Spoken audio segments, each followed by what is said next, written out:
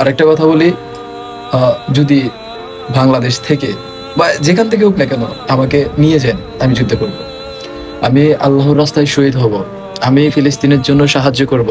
আমি যতটুকু আমার শরীরে যতটুকু রক্ত আছে, আমি ততটুকু দিয়ে চেষ্টা করব। আমাকে নিয়ে আপনাদের সাথে আমি যেতে চাই এবং প্রথম কাতারে থাকতে চাই। আমি আমার শরীরে রক্ত শেষ ফোঁটা থাকা পর্যন্ত আমি যুদ্ধ করে যাব। আপনাদের কাছে অনুরোধ, আমাকে নিয়েন।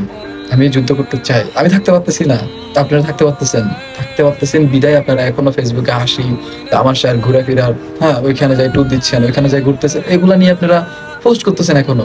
আপনাদের একটু কষ্ট হয় না? একটু লাগে না আপনাদের? হ্যাঁ, আমি বুঝি না মানুষ এখনো কিভাবে সহ্য করে থাকতে পারতেছে। যাওয়ার কোনো যদি ওয়ে থাকতো আমি চলে যেতাম, নিজেই চলে যেতাম। আমি পারতেছি না, বিশ্বাস করবেন।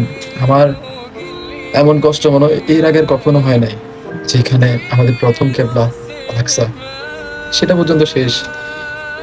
আমি আসলে পারতেছি না। আপনাদের কাছে অনুরোধ একটাই, যে আপনারা প্রতিবাদ করুন। এসব ফেসবুকিং, ইনস্টাগ্রাম এগুলা আর কত? বাস্তবে আসুন, ভার্চুয়াল আর কত করবেন?